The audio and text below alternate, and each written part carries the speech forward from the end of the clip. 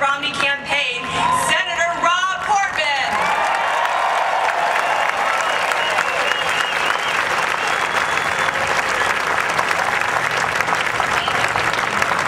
Mary, thank you. Buckeye Nation looks a little like Romney Ryan Nation today. Oh yeah. Listen, folks, I'm so glad you're here, and I'm so glad that Mary's here. She's doing a terrific job, as is John Kasich, to ensure that we can move Ohio forward. But guess what?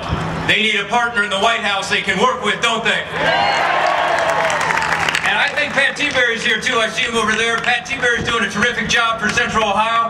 He's the leader on tax reform in Congress. We got to get that in place because it means jobs. Pat, thanks for everything you do every day for Central Ohio. And folks, I'm right now the junior senator from Ohio, okay? The other senator is Sherrod Brown. I'd really like to be the senior senator from Ohio. Can you help me with that? Josh Mandel is the right man for the job. And by the way, his election is Harry Reid's worst nightmare. Because with Josh Mandel can come the majority. That, along with Mitt Romney, can help us turn this around in Ohio, in this country, bring the jobs back. Please help Josh Mandel.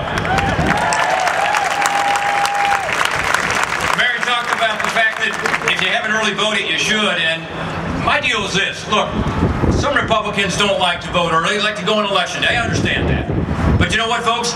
If you go down to the Board of Elections today to vote, that frees you up on Election Day to be sure you can help others vote. So go down and early vote. Put up a sign for Mitt. Make another phone call for Mitt. Go door to door for Mitt. You promise me you'll do that? It's 12 days. We can leave no stone unturned. It's too important to our families, to our state, and to the country. Now, President Obama will tell you, as he did in Ohio this week, re-elect me because my economic policies are working. That's what he says.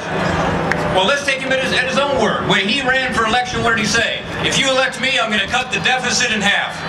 How's that worked out? We were just told there's another $1 trillion deficit this year. Never been one before in our nation's history until the last 4 years. The debt has increased 50%. Is it working? Then he said, look, if you all pass my health care bill, that Obamacare bill, which you got through without a single Republican vote, what's going to happen? Premiums are going to go down for families like us all over America. He said they go down $2,500. You know what's happened instead? Thanks to that legislation, premiums have gone up $2,500. Is it working? Think about what he said with regard to jobs. He promised that if that $1 trillion stimulus would get through Congress, and he shoved it through, that it would result in unemployment today being 50% lower than it actually is. Folks, is it working? It's not working with 23 million Americans struggling to find work. It's not working with take-home pay going down $4,300 on average per family. Folks, we need a change, and we need it now. You agree with me? Now, here's the deal. When President Obama is asked what he wants to do to change things in the next 4 years, because we all know the status quo isn't working, you know what he says? More of the same. So he's got a glossy new pamphlet that he's been waving around Ohio. I urge you to look at it, read it. What you'll find is there's another stimulus in there, but it's the same old stuff we've tried the last 4 years and it hasn't worked. Now, he does have a couple of new policy ideas we got to talk about today. One, because Pat's here, we'll talk about it, is taxes. He has promised that if he is re-elected, he will raise taxes on about 1 million small businesses here in this country. And what do the experts say? It's going to result in us losing 700,000 more jobs we cannot afford. That's the wrong way to go. Now, what has Mitt Romney said? He has said, I have a tax reform proposal.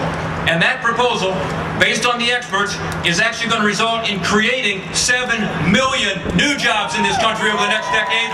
Isn't that the way you want to go? That's what I call a choice. 700,000 jobs down or 7 million jobs more that we badly need. That's a choice. That's what we face in this election. The other policy proposal that President Obama promises is he'll cut our military. Now look, in the debate this came up the other day. You probably heard it. So I have a message for President Obama today. This is not about bayonets and horses. This is about a modern military to be able to address the very real threats we face all over the world. It's about being sure that our brave young men and women in uniform have the equipment they need, have the high technology they need to be able to protect us all around the world.